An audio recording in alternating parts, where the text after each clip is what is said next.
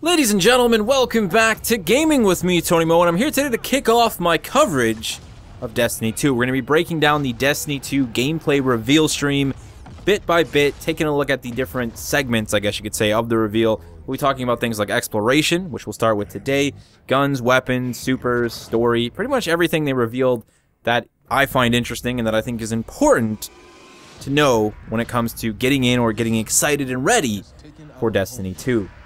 If you're interested in checking out some of my old Destiny content, I'll have that linked as a playlist down in the description below. But let's talk about exploration. It was the first thing that I wanted to talk about because it's very near and dear to my heart as a Destiny player. Exploring the planets and the different locations, the patrol zones, was something that I always really enjoyed, which is why the Dreadnought was, man, that was just like a gift from Bungie. I think it was a really great step forward for them in terms of actually rewarding players for exploration, rewarding us for finding the nooks and crannies and the hidden jump pads and all of the chests and the keys. It was a really great big step forward, and if they've learned anything from the Dreadnought and then injected it into Destiny 2, I think we're going to find ourselves very happy with the exploration experience that we get.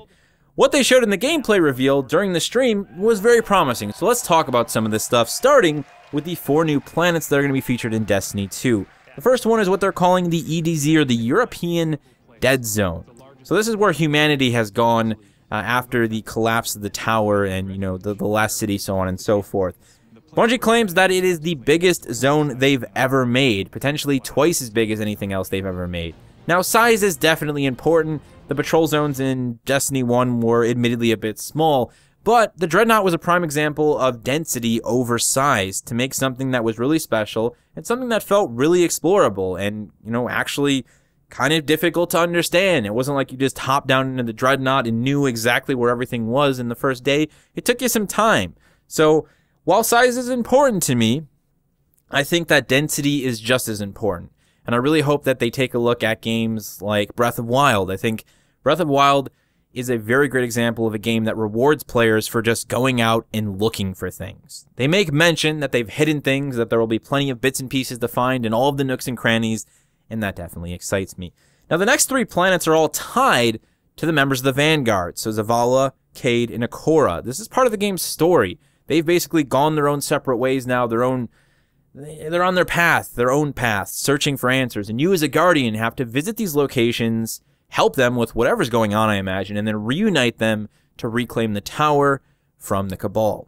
So, we've got Titan. This is one of Saturn's moons, and this is where Zavala, very coincidentally, has decided to go to deal with some of his struggles and to find his own answers. Next up, we've got Nessus. So this is actually a Vex-controlled planet. The Vex have basically turned it into one of their machine planets.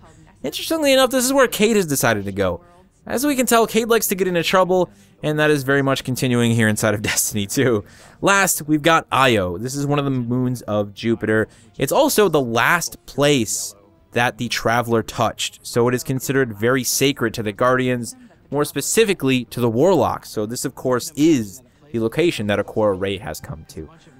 They all look incredible. The gameplay bits that we get from each of these planets look absolutely mind-blowing, but hey, that's not really something we've ever had to question in the past. Bungie obviously has a team of incredible artists, environmental artists, designers. The planets and the locations in Destiny 1 look fantastic. That wasn't the problem. It was just that they didn't have enough nuance, they didn't have enough depth, and they didn't reward players enough for going in and just looking for things. I mean, they kind of did, but not as much as many of us would have liked them to. So moving on, let's actually talk about the things that we'll be doing on these planets, and this is where I start to get excited. We're going to see the return of patrols.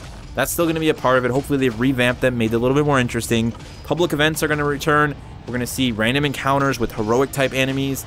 Random encounters are a very important thing to me. I think that in open-world games like this, random encounters can provide some incredible moments, and they're a great way to reward the player with actual loot. Like, you go kill a really big, badass dude that just happens to spawn somewhere, and he gives you loot, that's a good feeling. So the idea of them injecting more of those into the game is a very big deal to me. But there are 2 things that are completely new to the Destiny experience.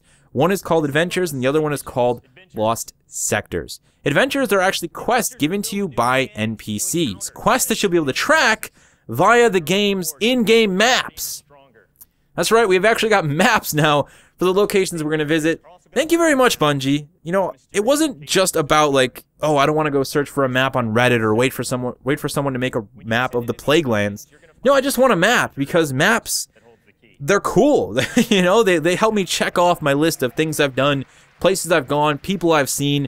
And if you want us to actually go out and explore, a map is very important for us to be able to say, okay, Saturday we explored that sector of IO. Let's go down south and explore that sector of IO now and see what we can find. It's an integral part of an experience in an open world game, and Destiny 1 was just missing that. So maps are here, and I'm very excited about that. I'd also like to point out, they made it very clear that we can now travel anywhere from anywhere. We don't have to go back to the tower, because the tower doesn't exist. We don't have to go back anywhere. We can just go where we want to go via our ship's jump system from the director.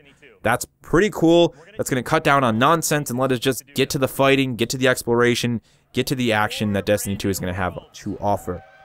Let's talk about those lost sectors now. These are intriguing.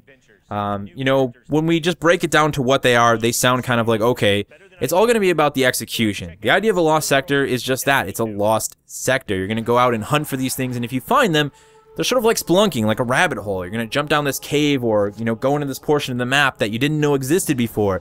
You're going to find it for the very first time, and there's going to be a puzzle, a monster, you know, an enemy to fight. That enemy is going to reward you with loot, with a key, or, you know, whatever, to open a chest that's going to give you loot. It's more ways to reward us with in-game loot and reward us for exploring, reward us for doing things outside of strikes and nightfalls and raids and story missions. That's the type of stuff that Destiny needs more of, and that's why Lost Sectors, they sound very exciting and very promising to me.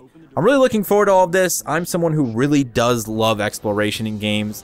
You know, the idea of being able to just go in solo even and just, you know, go to a planet like Titan and just see what I can find one afternoon when I'm not playing with my fire team, and then drag them back out of PvP and say, dude, you guys gotta come see what I found, you gotta come see what I found. And they could be like, whoa, dude, you found this, and maybe now they're into exploration. Like, that's really wicked cool.